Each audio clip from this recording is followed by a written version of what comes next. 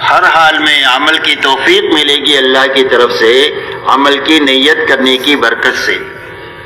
اس لیے عمل کی نیت سے بات کو سننا،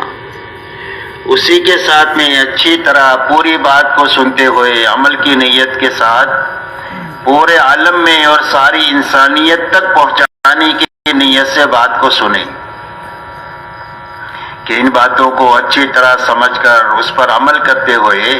پوری دنیا میں اور پوری انسانیت تک پہنچانے کی نیت سے بات کو سننا۔ تو پورا عالم تو بہت بڑا ہے، کئی سو ملک ہے اور دنیا میں 800 کروڑ انسان ہیں، تو ان سب تک جانے کی کیا شکل ہو سکتی ہے؟ فرمایا پورے عالم میں اور ساری انسانیت تک بات کے پہنچانے کا راستہ یہ ہے کہ جہاں تک اور جتنوں تک جا سکتے ہیں اپنی زندگی میں جانا، اور جہاں تک نہیں جا سکے اور جتنوں تک نہیں پہنچ سکے وہاں تک بات کو پہنچانے کے لیے اپنی زندگی میں کام کرنے والے بہترین پانے کے لیے آپ کو صرف 23 سال کا زمانہ دیا گیا کہ 23 سال میں اتنا بڑا کام کر کے آپ کو ہمارے پاس میں آنا ہے۔ تو حضور پاک علیہ الصلوۃ والسلام نے اتنے بڑے کام پر قابو پانے کے لیے آپ نے انتھک محنت فرمائی اپنی پوری زندگی میں، یہاں تک کہ جب آپ کو کام کی ذمہ داری ملی تو آپ نے حضرت خدیجہ سے یہ فرمایا رضی اللہ عنہا سے، لا راحت بعد اليوم، خدیجہ اب راحت کے دن چلے گئے، اب کام ہی کام ہے۔ اور پوری زندگی انتھک اپنے آپ کو تھکاتے ہوئے آپ نے پورے حجاز میں کام فرمایا، اور آپ کا لمبے میں لمبا سفر تبوک تک کا ہے، اور آپ کا میدان تو پورا عالم ہے۔ تو پورے عالم کے کام پر قابو پانے کے لیے آپ نے 23 سالہ دور نبوت میں انتھک محنت کرتے ہوئے آپ نے اپنا بہترین عملہ صحابہ کا تیار فرمایا،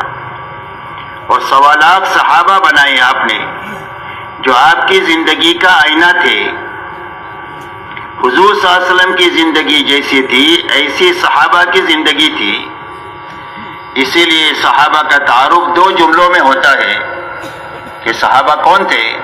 فرمایا فرسان بالنہار و رہبان باللیل، بسام بالنہار و بکام باللیل۔ فرمایا یہ دین کو حشاش بشاش اللہ کے دین کا کام کرنے والے تھے، اور راتوں کو اللہ کے سامنے بہت زیادہ رونے والے تھے۔ حضور پاک صلی اللہ علیہ وسلم کو اللہ تعالیٰ نے داعی اور معلم بنا کر کے دنیا میں بھیجا تھا، تو آپ کے دین کا اکثر حصہ دعوت اور تعلیم پر خرچ ہوتا تھا اور انسانوں کی دیکھ بھال پر خرچ ہوتا تھا، اور رات کا بڑا حصہ آپ کا اللہ کے سامنے نماز میں، دعا میں اور مناجات میں اور آہوزاری میں خرچ ہوتا تھا، یہاں تک کہ آپ رات کو اتنا لمبا قیام فرماتے تھے کہ آپ کے پیروں پر ورم آ جاتا تھا، اور آپ کے سینے سے رونے کی ایسی آواز آتی تھی جیسا ہنڈیا کے ابلنے کی آواز آتی تھی۔ یہ آپ کا دن ہے اور یہ آپ کا رات ہے، اور یہی دونوں چیزیں آپ کے مجمع میں منتقل ہوئی۔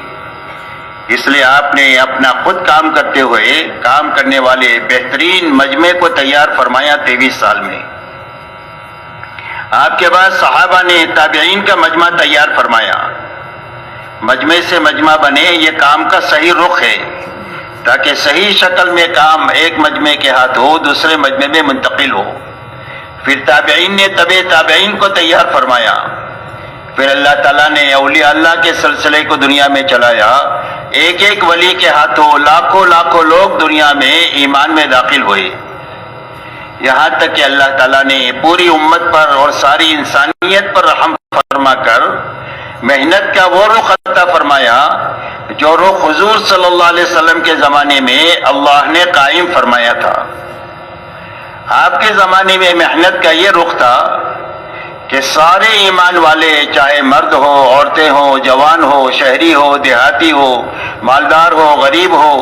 ہر ایک مسلمان اپنے دین کے بارے میں فکر مند تھا کہ ہمارا دین محفوظ رہنا چاہیے، اور ہمارا دین پھیلنا اور پھولنا چاہیے، اور دنیا کے ہر کچے مکے مکان پر پہنچنا چاہیے، اور قیامت تک یہ باقی رہنا چاہیے۔ ہر ایک اس فکر کے ساتھ دنیا میں جیتے تھے۔ اللہ تعالیٰ نے وہی کام کا رخ ہمارے زمانے میں پوری امت پر اور انسانیت پر رحم فرما کر اللہ تعالیٰ نے عطا فرمایا۔ آپ دیکھیں اتنا بڑا مجمع یہاں پر آیا ہوا ہے، وہ صرف اللہ کے دین کے لیے آیا ہے اور کوئی دنیاوی غرض نہیں ہے۔ اس میں مالدار بھی ہے، غریب بھی ہے، جوان بھی ہے، بوڑھے بھی ہے، صحت مند بھی ہے اور بیمار بھی ہے۔ غرض یہ ہے کہ مختلف طبقات ہے، مختلف افراد ہے اور صرف اپنے دین کے لیے یہاں پر جمع ہوئے۔ اس لیے میرے دوست، اور اچھی طرح سمجھ کر کے اچھی طرح کرنا ہے اور اچھی طرح کرتے ہوئے اچھی طرح کرنے والے آدمی تیار کرنا ہے۔ یہ محنت کا صحیح رخ ہے، اچھی طرح کام کو سمجھنا۔ اور سمجھنے کے معنی میرے دوستو یہ ہے کہ کام کو اس طریقے سے کیا جائے کہ اللہ تعالیٰ کام پر ہم کو یقین عطا فرما دے۔ مولانا الیاس صاحب رحمۃ اللہ علیہ ایک مرتبہ اپنے مجمع سے بات کر چکے، تو بات کرنے کے بعد میں یہ فرمایا کہ بات سمجھ میں آ گئی؟ تو مجمع نے کہا ہاں سمجھ میں آ گئی۔ تو مولانا نے فرمایا کہ بات سمجھ میں نہیں آئی ہے، بات سننے میں آئی ہے۔ اور فرمایا سمجھ میں آنا کس کو کہتے ہیں؟ اگر یہ سمجھنا ہے تو مسجد کے باہر چلے جاؤ اور دنیا داروں کو دیکھو جن کو دنیا سمجھ میں آئی ہوئی ہے۔ ایک تاجر کو اپنی تجارت، ایک ملازم کو ملازمت، ایک کسان کو اپنی کھیتی، ایک حاکم کو اپنی حکومت۔ غرض یہ کہ جو جن جن مشغلوں میں ہیں ان کو اپنا کام ایسا سمجھ میں آیا ہوا ہے کہ پوری زندگی کر رہے ہیں اور ہر حال میں کر رہے ہیں۔ کوئی تعریف کرے تو بھی کریں، کوئی برائی کرے تو بھی کریں، اس لیے کہ ان کو کام سمجھ میں آ گیا ہے۔ اور سمجھ میں آنے کی بنیاد یہ ہے کہ ہر آدمی کو یہ یقین ہے کہ میری زندگی میں جو ضرورت بھی پیش آئے گی، سوئی سے لے کر بڑے سے بڑا خرچ، وہ میرے اس کاروبار سے نکلے گا۔ یہ یقین اس کی استقامت کا ذریعہ ہے۔ ایسا ہی میرے دوستو اس کام کو اچھی طرح کرتے کرتے ہمارا یقین یہ بنے، سیرت کی روشنی میں ہمارا یقین یہ بنے کہ ہمارے انفرادی اور اجتماعی جتنے مسائل ہیں، دنیاوی اخروی جتنے مسائل ہیں، ان سارے مسائل کا حل اللہ نے اس محنت میں رکھا ہے۔ یہ یقین ہمارا بن جائے، جب یقین بن جائے گا تو ہر حال میں کام پر استقامت نصیب ہو جائے گی۔ اس لیے کہ کام پکڑنے چھوڑنے کا نہیں ہے بلکہ زندگی بھر کرنے کا ہے۔ کرتے کرتے جینا اور کرتے کرتے مرنا۔ اللہ کی طرف سے کام پر جینے کا حکم ہے اور کام پر مرنے کا حکم ہے۔ وَاعْبُدْ رَبَّكَ حَتَّى يَأْتِيَكَ الْيَقِينُ، کہ اللہ کی اطاعت میں کام میں لگے رہو۔ کب تک لگے رہو؟ فرمایا موت تک لگے رہو۔ لَا تَمُوتُنَّ إِلَّا وَأَنْتُمْ مُسْلِمُونَ، فرمایا مسلمان ہو کر کے مریو، یعنی فرما بردار بن کر کے مریو۔ تو فرما بردار بن کر کون مرے گا؟ فرمایا جو فرما بردار بن کر جیے گا وہ فرما بردار بنے کر مرے گا۔ جیسی زندگی ہوگی ایسی موت ہوگی، اور جیسی موت ہوگی ایسا قیامت میں حشر میں اٹھنا ہوگا۔ اس لیے میرے دوستو ایک بڑا کام ہے جو اللہ نے ہمیں عطا فرمایا ہے۔ اس کام کو سمجھنا ہے،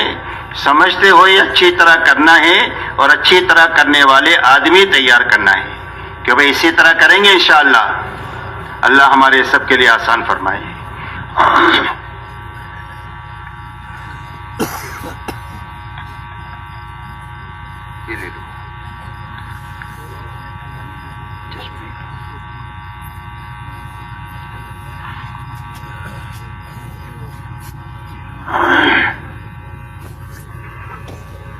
میرے محترم بزرگوں دوستو،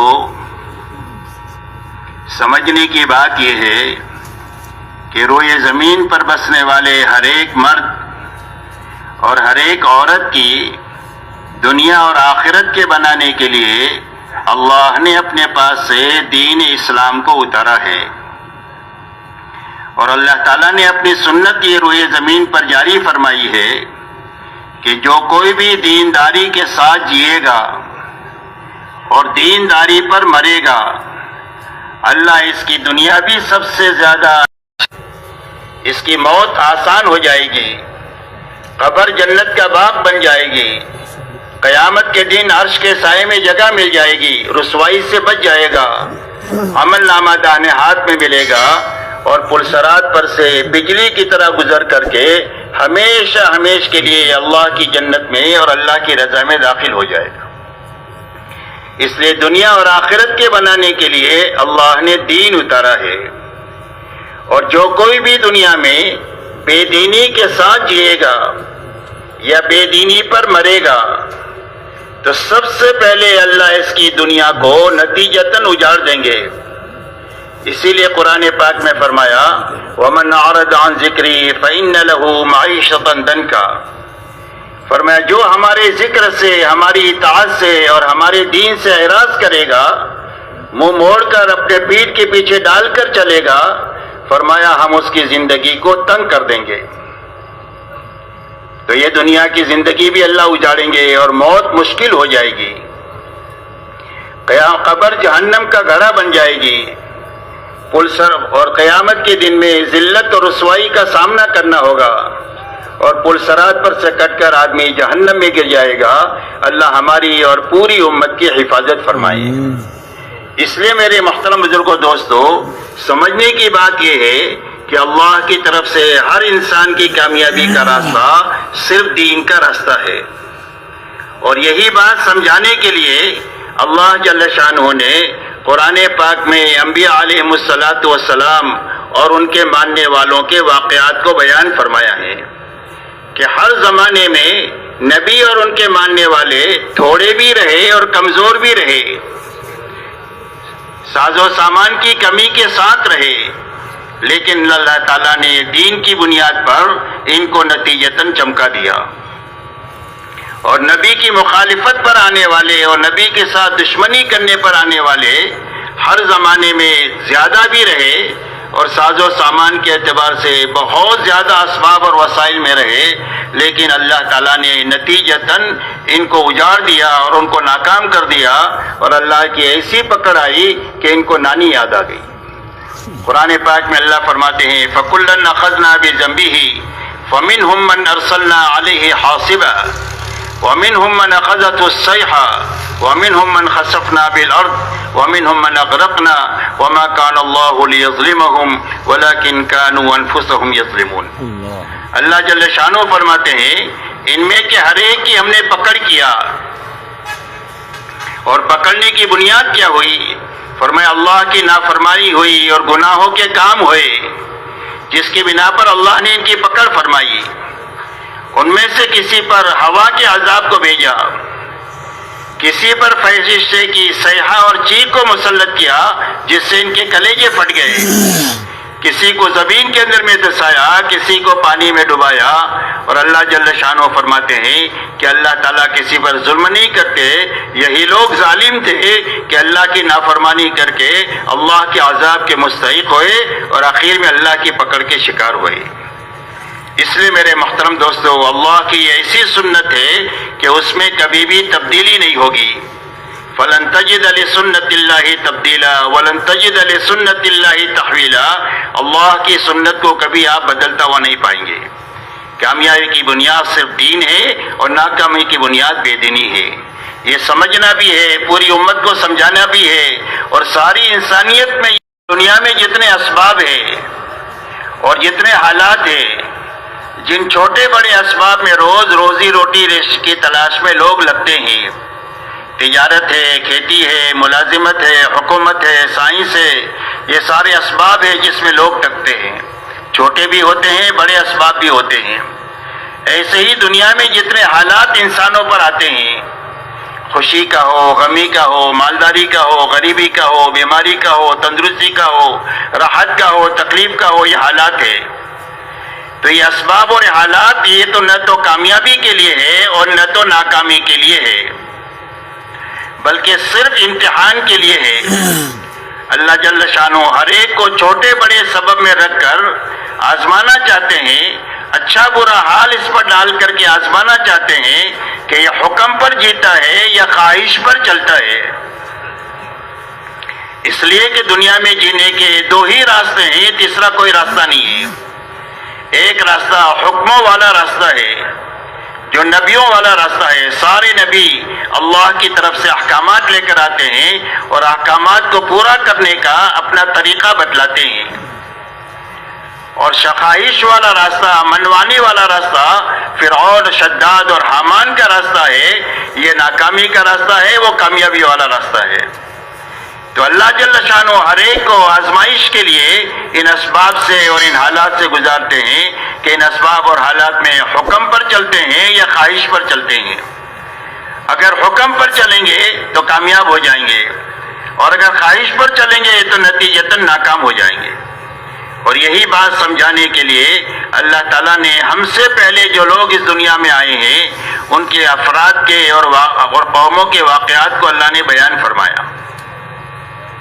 کہ حکومت اللہ تعالیٰ نے حضرت سلیمان علیہ السلام اور داؤد علیہ السلام کو عطا فرمائی، اور یہ دونوں حکومت میں رہ کر چمک گئے، کامیاب ہو گئے. دوسری طرف فرعون اور نمرود کو اللہ نے حکومت عطا فرمائی اور یہ دونوں اپنے حکومت میں ناکام ہو گئے. اللہ نے اس بات کو بتلایا کہ حکومت ایک برتن ہے، اس برتن میں کامیابی ناکامی جو آئے گی وہ اللہ کی طرف سے آئے گی.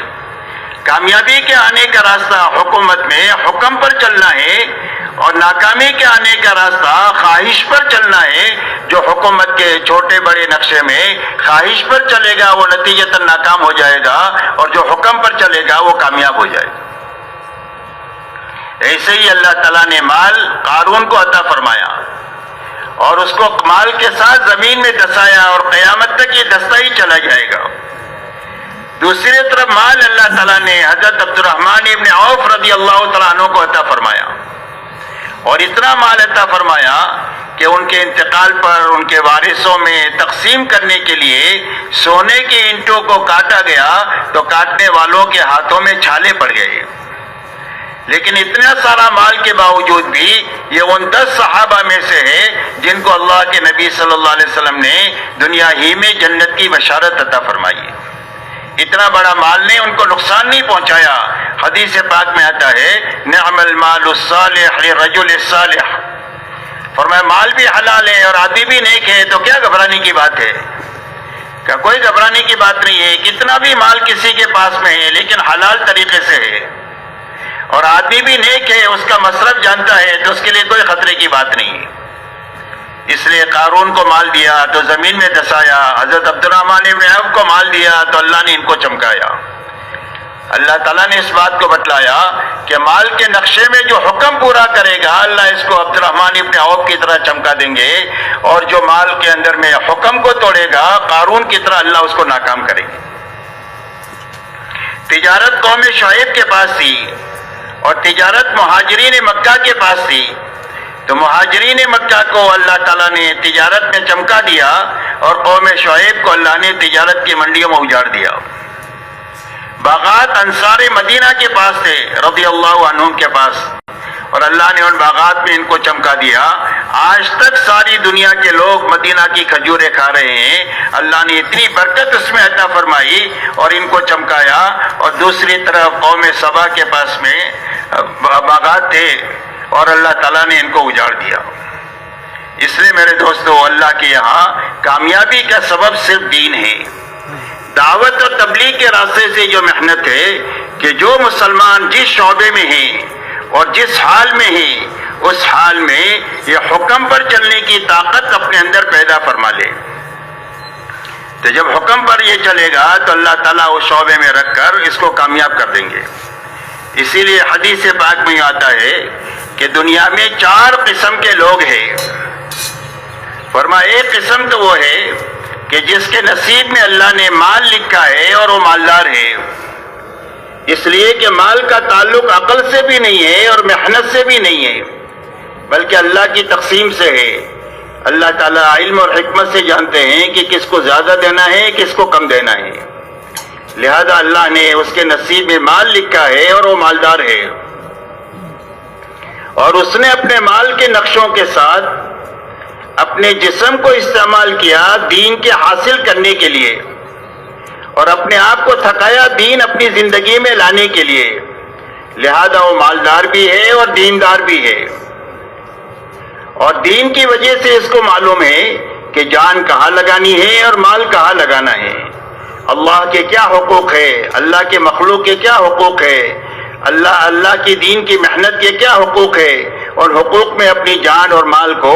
ہر تقاضے پر لگاتا ہے، غرض یہ کہ مالدار بھی ہے اور دیندار بھی ہے۔ فرمایا ایک قسم دنیا میں یہ ہے۔ دوسری قسم دنیا میں وہ ہے کہ جس کے نصیب میں اللہ نے مال نہیں لکھا ہے، لہذا وہ غریب ہے، لیکن یہ غریب آدمی اپنی جان لگا کر اس نے دین کو حاصل کر لیا، اس لیے کہ دین کے حاصل کرنے کے لیے مال کی ضرورت کم پڑتی ہے، اپنے آپ کو تھکانے کی ضرورت زیادہ پڑتی ہے۔ اس کے لیے کام کے شروع زمانے میں ایک جماعت کی کارگزاری ہوئی، ان سے پوچھا گیا کہ تمہارے 40 دن میں کتنا خرچ ہوا؟ تو بتایا جماعت نے کہ ہر ساتھی کا 40 دن میں 2 روپیہ خرچ ہوا۔ 2 روپیہ خرچ ہوا؟ کیسے خرچ ہوا؟ روز تمہارے گھر مسجد کے سامنے گاڑی کھڑی ہوتی ہوگی تم کو ایک جگہ سے دوسری جگہ لے جانے کے لیے، اور روزانہ 3 ٹائم دعوتیں ہوتی ہوگی، کہ ایک دن بھی دعوت بھی نہیں، گاڑی بھی نہیں، پورا 40 دن ہم پیدل چل کر کے ہم نے کام کیا۔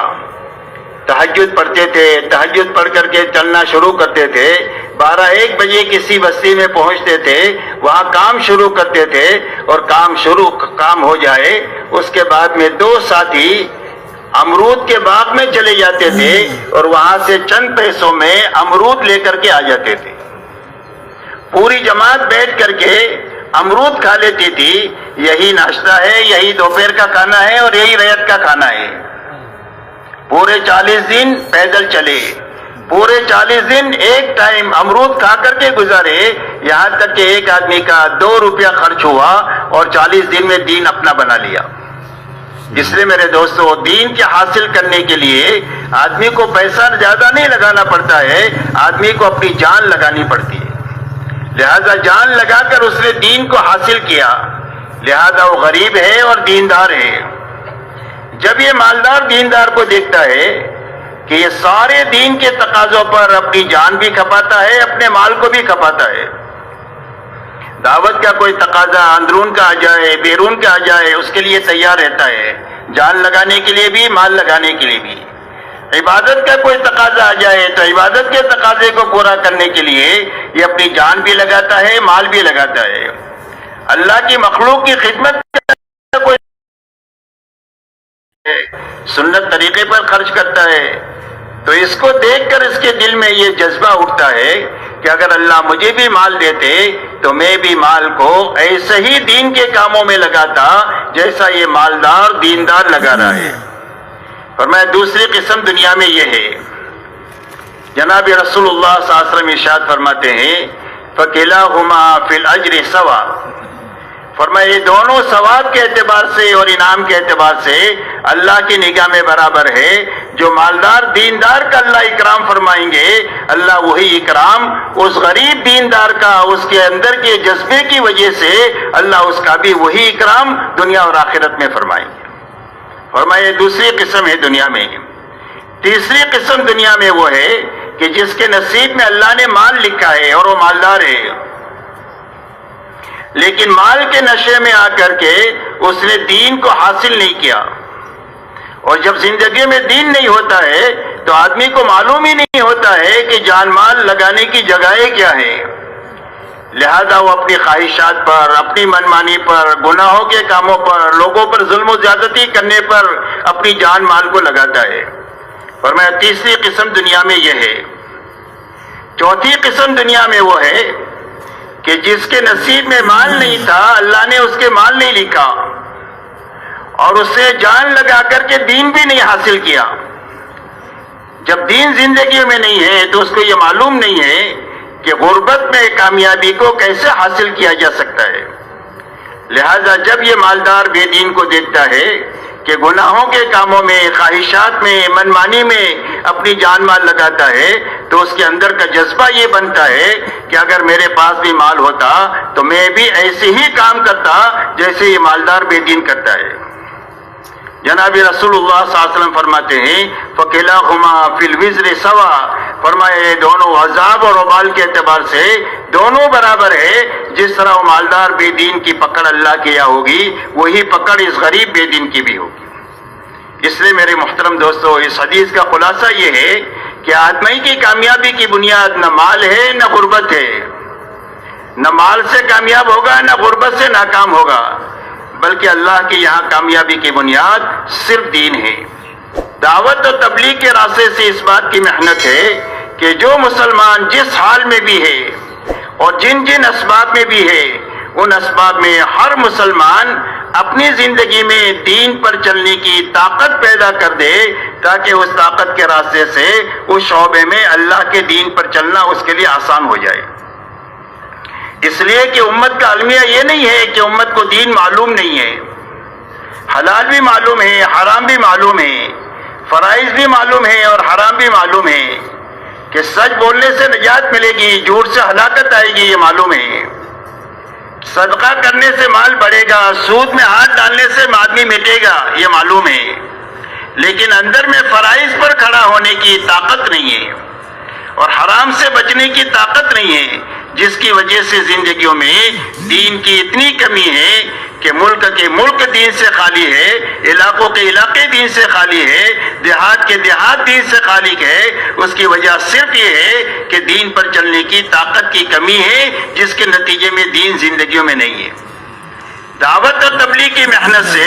کسی کا کاروبار چھوڑانا مقصود نہیں ہوتا، کسی کا گھر اجاڑنا مقصود نہیں ہوتا، بلکہ مقصد یہ ہوتا ہے کہ ہر آدمی اپنے غلط ماحول سے ایک مرتبہ نکلے۔ اس لیے کہ ہیرا گندی نالی میں گر گیا، کتنا بھی آپ اوپر سے پانی ڈالے تو اس کا وہ پاک نہیں ہوگا۔ اس کے صاف کرنے کا راستہ یہ ہے کہ آپ اندر سے نکال دیں، اس کے بعد ایک گلاس پانی ڈالیں گے تو صاف ہو جائے گا۔ اس ماحول کی گندگی نے جس کو ہم کو گندا کیا ہوا ہے، اس ماحول کے رہتے ہوئے ہم دین کی باتوں کو سنتے بھی ہیں، تھوڑی دیر کے لیے دل اثر بھی لیتا ہے، لیکن اس ماحول میں جاتے ہیں تو ماحول ہمارے پر غالب آ جاتا ہے۔ اس لیے میرے دوستو، پوری دنیا کے ایمان والوں کو اس بات کی دعوت ہے کہ ہر ایمان والا اپنی مشغولیت سے اور اپنے گناہوں کے ماحول سے اور اپنی دنیا داری کے ماحول سے ایک مرتبہ کم سے کم 4 مہینہ اچھا لگا کر کے اپنے دل کا رخ صحیح کر لے، اپنا فکر صحیح کر لے۔ دل کا رخ صحیح کرنے کے معنی یہ ہے کہ دل کا رخ اللہ کی طرف ہو جائے، کہ اللہ کو ناراض نہیں کر سکتے ہیں، سب کو ناراض کر سکتے ہیں، اللہ کو ناراض نہیں کر سکتے۔ اللہ سے محبت پیدا ہو جائے، اللہ کا ڈر دل میں پیدا ہو جائے، اللہ سے زندگیوں کے بننے کا یقین پیدا ہو جائے۔ یہ 3 بنیادیں اس کے راستے سے دل میں اللہ سے محبت پیدا ہو جائے، اللہ کا ڈر پیدا ہو جائے، اللہ سے زندگی کے بننے کا یقین پیدا ہو جائے۔ اس لیے سب سے پہلے دل کا رخ اللہ کی طرف ہو جائے، اس لیے کہ دنیا کا ہر انسان 8 چیزوں کے بیچ میں رہتا ہے۔ قرآن پاک میں اللہ نے فرمایا قُلْ إِنْ كَانَ آبَاؤُكُمْ وَأَبْنَاؤُكُمْ وَإِخْوَانُكُمْ وَأَزْوَاجُكُمْ وَعَشِيرَتُكُمْ وَأَمْوَالٌ اقْتَرَفْتُمُوهَا وَتِجَارَةٌ تَخْشَوْنَ كَسَادَهَا وَمَسَاكِنُ تَرْضَوْنَهَا أَحَبَّ إِلَيْكُم مِّنَ اللَّهِ وَرَسُولِهِ وَجِهَادٍ فِي سَبِيلِهِ فَتَرَبَّصُوا حَتَّى يَأْتِيَ اللَّهُ بِأَمْرِهِ وَاللَّهُ لَا يَهْدِي الْقَوْمَ الْفَاسِقِينَ۔ اور مکانات ہے، ان 8 چیزوں میں رہتا ہے ہر آدمی، تو ہر آدمی کے دل میں اللہ کے نبی کی محبت، اللہ کے کلمے کی سربلندی کی محبت تمام محبتوں پر غالب آ جاوے۔ اس لیے کہ زندگی میں ہمیشہ تقابل ہوگا، کبھی اللہ کے مقابلے میں برادری آئے گی، کبھی باپ آئے گا، کبھی بیٹے آئیں گے، کبھی بیوی آئے گی، کبھی تجارت آئے گی، کبھی مکانات آئیں گے، کبھی مال کے تقاضے آئیں گے۔ تو ان سارے تقاضوں کے مقابلے میں اللہ کی محبت، اللہ کا ڈر، اللہ سے زندگیوں کے بننے کا یقین اتنا آ جائے کہ ان ساری چیزوں کو اللہ کے مقابلے میں قربان کرنا آسان ہو جائے۔ اس لیے میرے دوستو، سب سے پہلے دل کا رخ اللہ کی طرف ہو جائے، دلوں کا رخ اللہ کے حکموں کی طرف ہو جائے، کہ مال کے بڑے بڑے نقشوں کو ہم توڑ سکتے ہیں اور اقتدار کے بڑے بڑے نقشوں کو توڑ سکتے ہیں، لیکن اللہ کے حکم کو نہیں توڑ سکتے۔ ہمارے دلوں کا رخ اللہ کے حکموں کی طرف ہو جائے، اللہ کے حکموں کی عظمت دل میں آ جائے، اللہ کے حکموں سے محبت دل میں پیدا ہو جائے، حکموں سے زندگیوں کے بننے کا یقین دل میں پیدا ہو جائے، تاکہ حکم جو ہے وہ ساری دنیا کی چیزوں کے مقابلے میں ہماری دلوں میں قیمتی بن جائے۔ سیرت میں یہ بات آتی ہے کہ حضرت عثمان غنی رضی اللہ تعالیٰ عنہ سے باغیوں نے یہ کہا کہ اگر آپ خلافت سے دستبردار ہو جائے تو ہم آپ کو شہید نہیں کریں گے۔ تو حضرت عثمان غنی رضی اللہ تعالیٰ عنہ نے یہ فرمایا کہ اللہ کے نبی صلی اللہ علیہ وسلم نے مجھ سے ایک بات فرمائی تھی کہ عثمان، اللہ تعالیٰ تم کو ایک لباس پہنائیں گے اور لوگ اس لباس کو اتارنے کی درخواست کریں گے تو اس لباس کو اتارنا نہیں، اور وہ لباس خلافت کا لباس ہے۔ تو میں شہید ہو سکتا ہوں لیکن میں حضور صلی اللہ علیہ وسلم کی بات کو چھوڑ نہیں سکتا، توڑ نہیں سکتا۔ تو اللہ کے حکموں کی طرف ہمارے دلوں کا رخ ہو جائے کہ زندگی بنے گی اللہ کے حکموں کے پورا کرنے سے بنے گی، اللہ کے حکموں سے محبت ہو جائے،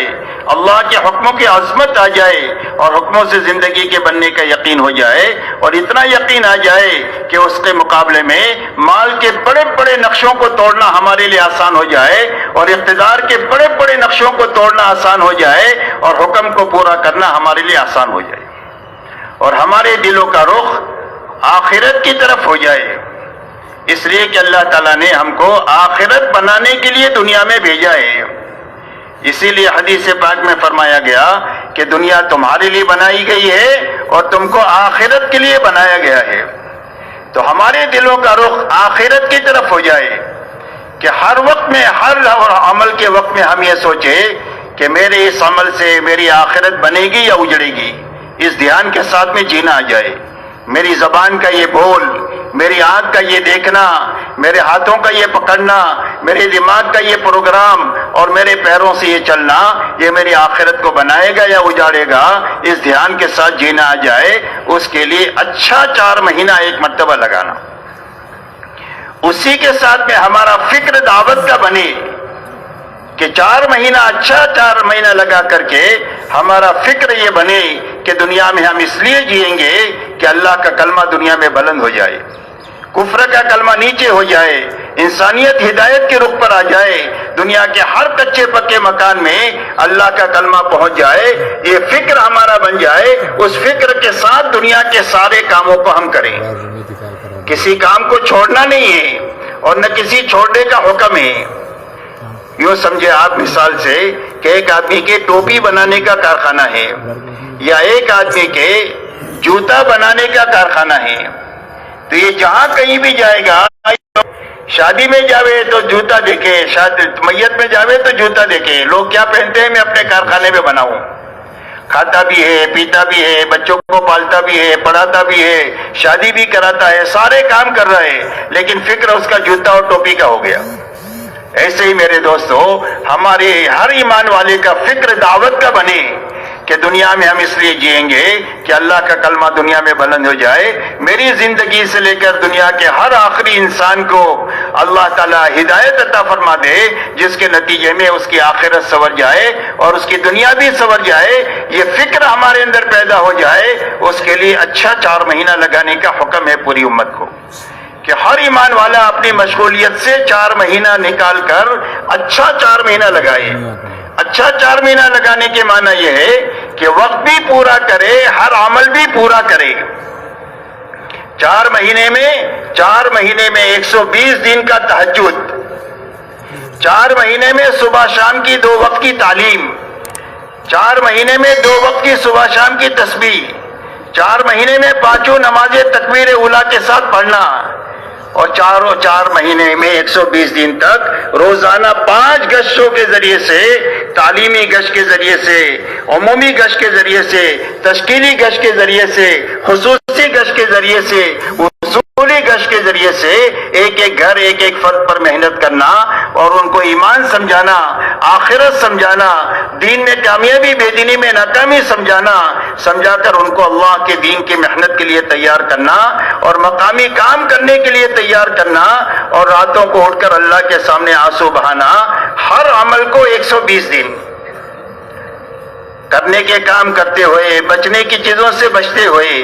ہر جگہ جماعت کے نکالنے کی محنت کرتے ہوئے، ہر جگہ مسجدوار جماعت بنانے کی محنت کرتے ہوئے، بنی ہوئی جماعت ہے تو اس کو کام پر لگانے کی فکر کرتے ہوئے، دعا کرتے ہوئے اور اپنی محنت لگاتے ہوئے، اور رات کو اچھا وقت لے کر اللہ کے سامنے آنسو بہاتے ہوئے اور مناجات کرتے ہوئے ایسا اچھا 4 مہینہ لگانا کہ ہمارے دلوں کا رخ صحیح ہو جائے اور ہمارا فکر صحیح ہو جائے۔ جب رخ صحیح ہو جائے گا اور فکر صحیح ہو جائے گا، اس کے بعد یہ واپس آ جائے، واپس آ کر کے اپنے گھر کاروبار میں یہ دینداری کے ساتھ اور دین کی محنت کے ساتھ لگے، دین کے ساتھ اور دین کی محنت کے ساتھ اپنے گھر کاروبار میں کر کے اللہ سے قریب ہوگا، یہ دعوت کا کام کر کے اللہ سے قریب ہوگا، یہ کاروبار کر کے اللہ سے قریب ہوگا، اور یہ اپنے بیوی بچوں میں رہ کر اللہ کے قریب ہوگا۔ مسلمان کا کوئی بھی کام دنیا نہیں ہے، ہر کام دین ہے، شرط یہ ہے کہ دینداری کے ساتھ ہو اور دین کی محنت کے ساتھ ہو، اور زندگی ایسی گزارنا اسی وقت میں حاصل ہوگا جب دل کا رخ صحیح ہو جائے اور فکر صحیح ہو جائے۔ اس لیے میرے محترم دوستو، یہ محنت اس بات کی ہے کہ ہر مسلمان کی زندگی میں دین پر چلنے کی طاقت پیدا ہو جائے، اور اس طاقت کے راستے سے اپنے اپنے شعبوں میں دینداری کے ساتھ جیے اور دین کی محنت کے ساتھ جیے، تاکہ ان کی دنیا بھی اللہ تعالیٰ پاکیزہ بنا دے اور ان کی آخرت بھی اللہ اچھے سے اچھی بنا دے۔ اسی کے ساتھ میں میرے محترم بزرگوں اور دوستو، دعوت اور تبلیغ کی محنت اپنی دینی کمزوری کو سمجھنے کے لیے ہے کہ ہمارے اندر میں دینی کیا کمزوری ہے، اس لیے کہ دینی کمزوری ہم کو اس وقت میں سمجھ میں آئے گی جب اللہ کے راستے میں نکل کر کے ہم اپنے چہروں کو صحابہ کے اور حضور صلی اللہ علیہ وسلم کی زندگی کے آئینے میں دیکھیں گے۔ اس لیے کہ آج ہمارے دیکھنے کا معیار بدلی ہو گیا، آج اپنے ماحول میں ہم اپنی دینداری کو دیکھتے ہیں، سمجھتے ہیں، تو ہر آدمی سمجھتا ہے کہ میں تو پکا دیندار ہوں، اس لیے کہ اپنے سے نیچے والوں کو دیکھتا ہے۔ حالانکہ ہمیں حکم یہ ہے کہ دنیا کے معاملے میں ہمیشہ اپنے سے نیچے والوں کو دیکھا جائے، اور دین کے معاملے میں ہمیشہ اپنے سے اوپر دیکھا جائے۔ تو اوپر دیکھنے کے لیے معیار کیا ہے؟ فرمایا اوپر دیکھنے کے لیے معیار حضور پاک صلی اللہ علیہ وسلم اور صحابہ کی جماعت ہے۔ اسی لیے حق مقید ہے آپ کے اور آپ کے صحابہ کے ساتھ۔ حدیث پاک میں اللہ تعالیٰ قرآن پاک میں فرماتے ہیں لَقَدْ كَانَ لَكُمْ فِي رَسُولِ اللَّهِ أُسْوَةٌ حَسَنَةٌ، کہ تمہارے لیے محمد صلی اللہ علیہ وسلم کی زندگی میں بہترین نمونہ ہے۔ اپنی زندگی کو آپ کے آئینے میں دیکھو کہ میری دینداری میں اور آپ جس دین کو لے کر آئے اور جس دین کو برت کر دنیا سے تشریف لے گئے اس میں کیا کمی ہے، اور آپ نے اپنے ساتھ اپنے صحابہ کو ملایا ہے۔ فرمایا حق کیا ہے؟ ما انا علیہ واصحابی، فرمایا جس پر میں ہوں اور میرے صحابہ ہے وہ حق ہے۔ حضرت عبداللہ ابن مسعود رضی اللہ تعالیٰ عنہ فرماتے ہیں من یرید فلیستن باصحاب محمد صلی اللہ علیہ وسلم، فرمایا جو کسی کی نقل اتارنا چاہے اور جو کسی کی چال چلنا چاہے اور جو کسی کے ڈگر پر چلنا چاہے وہ اصحاب محمد صلی اللہ علیہ وسلم کے پیچھے پیچھے چلے۔ اس لیے کہ اللہ تعالیٰ نے اصحاب محمد صلی اللہ علیہ وسلم کو حضور صلی اللہ علیہ وسلم کی صحبت کے لیے چنا، دین کو لینے اور آگے بڑھانے کے لیے ان کو چنا، اور پوری دنیا میں دین کو قائم کرنے کے لیے اللہ تعالیٰ نے ان کا انتخاب فرمایا۔ یہ علم کے بڑے گہرے ہیں اور دلوں کے بڑے صاف ہیں اور تکلفات سے ان کی زندگیاں پاک ہے۔ اسی لیے حضور صلی اللہ علیہ وسلم فرماتے ہیں اصحابی کالنجوم بأیہم اقتدیتم اہتدیتم، میرے سارے صحابہ ستاروں کے مانند ہیں، جن کے پیچھے بھی تم چلو گے وہ تم کو اللہ تک اور جنت تک پہنچا دیں گے۔ اس لیے میرے دوستو حق مقید ہے آپ کے اور آپ کے صحابہ کے ساتھ۔ اس لیے اپنی دینی کمزوری کا پتہ ہم کو اس وقت میں چلے گا جب ہم اپنی زندگی کو حضور صلی اللہ علیہ وسلم کی زندگی کے سامنے اور صحابہ کی زندگی کے سامنے رکھیں گے، تب پتہ چلے گا کہ ہماری زندگی میں کیا کمزوری ہے۔ اور وہ سمجھنے کے لیے اور سیکھنے کے لیے اللہ کے راستے میں نکل کر کے صحابہ کے آئینے میں اور آپ کے آئینے میں اپنی زندگی کو دیکھنا کہ حضور پاک صلی اللہ علیہ وسلم نے 23 سالہ دور نبوت میں امت کو کن بنیادوں پر کھڑا کیا تھا، جس کی بنیاد پر اللہ تعالیٰ نے ایک چھوٹی اور کمزور جماعت کو دنیا کے سیاہ اور سفید کا مالک بنایا، اور پوری دنیا کے سوئے و نصیب کو جگانے کا اور پوری انسانیت کی ہدایت کی طرف آنے کا ذریعہ جن لوگوں کو بنایا، ان کے اندر میں کیا کیا بنیادیں تھی جن بنیادوں پر اللہ نے ان کو اتنا بڑا نوازا۔ یہ میرے دوستوں سمجھنا اسی وقت میں ہوگا جب ہم اپنے چہرے کو صحابہ کے آئینے میں دیکھیں گے۔ اس لیے اللہ کے راستے میں اس لیے نکلنا ہے تاکہ ہم اپنی دینی کمزوری پر مطلع ہونے کے لیے اپنے آپ کو صحابہ اور حضور صلی اللہ علیہ وسلم کی زندگی میں دیکھنا شروع کریں۔ سب سے پہلے جس بنیاد پر پوری امت کو اٹھایا